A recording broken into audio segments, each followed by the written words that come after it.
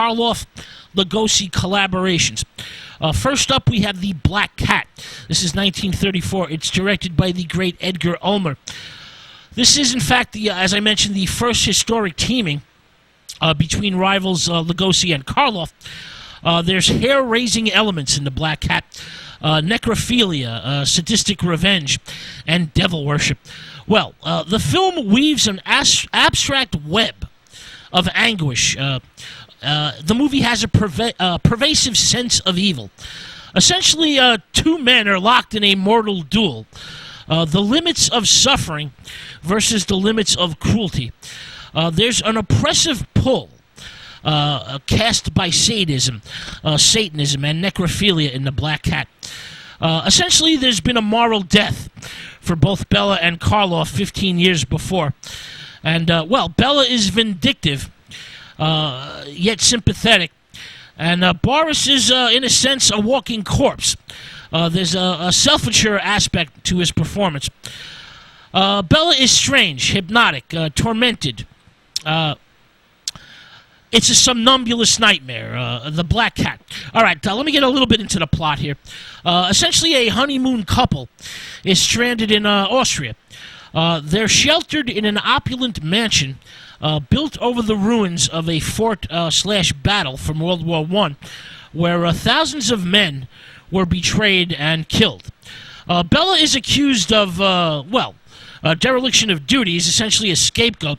He's innocent, and he gets 15 years imprisonment in a Russian prison. Well, during this time, Karloff marries Bela's wife and then his daughter. The wife is now dead, displayed in a glass case that preserves her beauty. And Bela realizes that Karloff has killed his daughter in a black mass sacrifice, and now wants to do the same thing to the young bride staying at the mansion. And Bela challenges Boris to play chess for the young woman's life. This is really, really an amazing movie. I highly recommend you see it. I saw The Black Cat for the first time on PBS when I was very, very young. And, it's the kind of movie that you just never forget. I cannot stress, please see The Black Cat. It is one of the greatest horror films ever made. All right, now the plot, of course, has nothing to do with Edgar Allan Poe. A black cat is seen once in a while to signify Bela's fear of the animal. The Black Cat has amazing sets. The mansion, for example, is a Bauhaus glitter of steel, glass, and marble that rises up from what had once been a graveyard of thousands.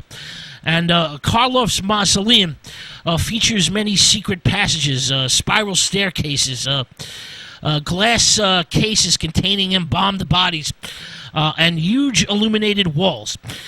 Now, The Black Cat originally was to combine the fall of the House of Usher and The Black Cat, the two stories by Poe.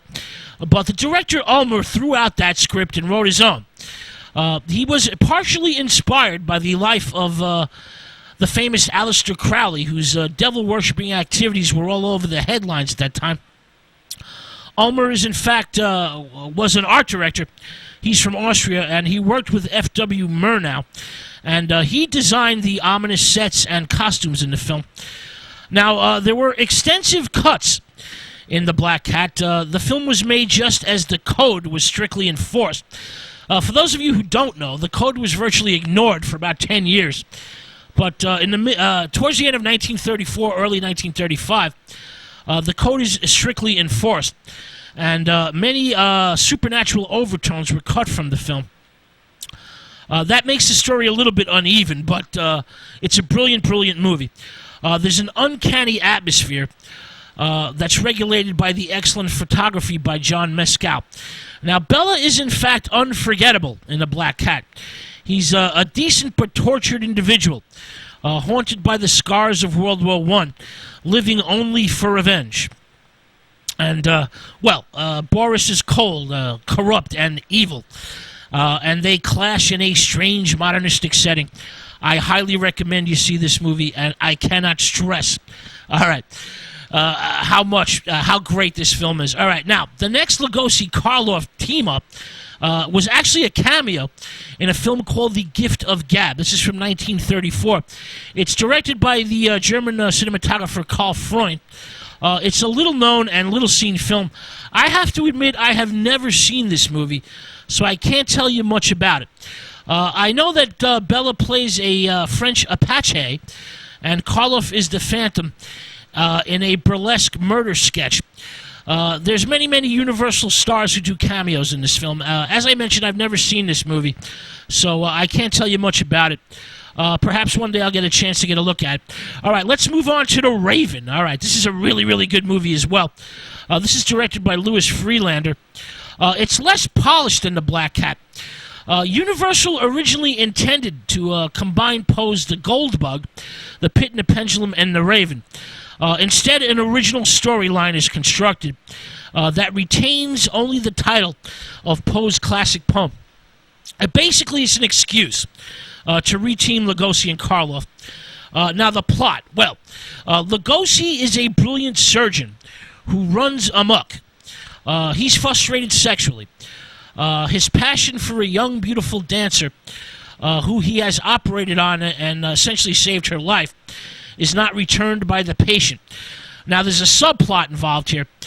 He performs an operation on Karloff's face, who's a gangster on the run, paralyzing one side of it, distorting it into a hideous leer, in order to get him to join him in torture and revenge. Now, the makeup was designed by Jack Pierce, who derives his vision from the main character of Victor Hugo's novel, The Man Who Laughs.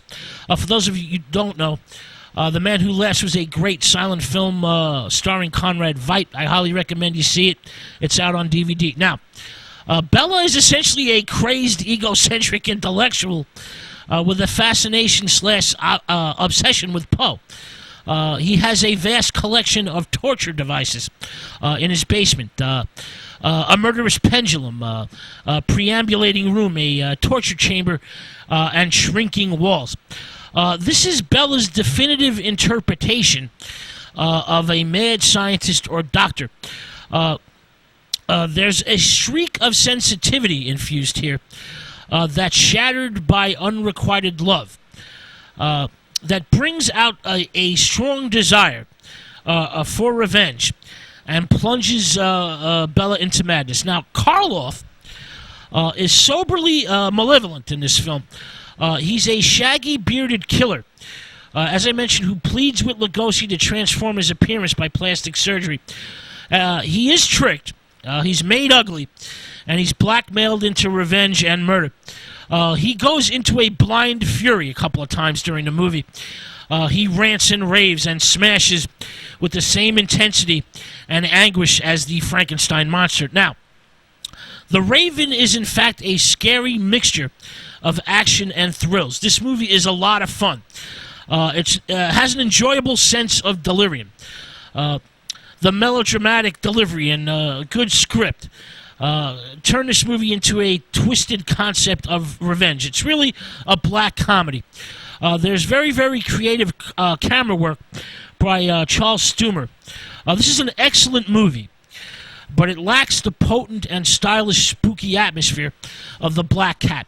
All right, let's move on to the next Lugosi-Karloff collaboration, The Invisible Ray. This is 1936. It's also known as The Death Ray. Well, Lugosi's role is smaller than Karloff in this film. Bela is, responsible, rational. He plays Dr. Binet, that essentially balances the disintegrating personality of Karloff, who plays Dr. Jonas Rook. The plot is essentially there's a specially created telescope in The Invisible Ray that proves that ages ago a meteorite has landed in Africa that contains an unknown, super powerful element known as Radium X. Well, Karloff becomes contaminated and becomes consumed with revenge when he thinks his discovery has been stolen by others. His brain, his mind becomes twisted, and he murders several members of the expedition. Now, this theme, this plot in The Invisible Ray, fixes the pattern for many, many other films. It's very influential, often imitated in many other sci-fi films. The sympathetic scientist who achieves a remarkable discovery and somehow becomes a threat to society. There's a great scene between Bela and Boris as Karloff visits Bela's tent and reveals that he is contaminated with Radium X. There's a mixture of compassion and horror in that scene.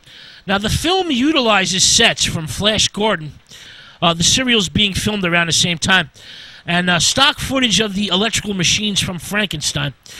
There's great special effects in The Invisible Ray by John Fulton. The reproduction of the Battle of the Sun and Stars in the Andromeda Nebula is very, very innovative and impressive for the time. Now, there was supposed to be a follow-up to The Invisible Ray called The Electrical Monstrosity, also known as The Man in the Cab. This follow-up was intended but never produced. Production was abandoned because, the public interest began to wane in horror and sci-fi. Essentially, the first Universal cycle of films is over by 1937. All right, so let's move on to Son of Frankenstein, which is directed by Roland V. Lee. Now, this is Karloff's third and final outing as the Frankenstein monster. Universal decides to make the film in Technicolor, but after shooting begins, it's discovered that the Frankenstein monster's makeup doesn't photograph well. So the color footage is abandoned, and the entire film is shot in black and white.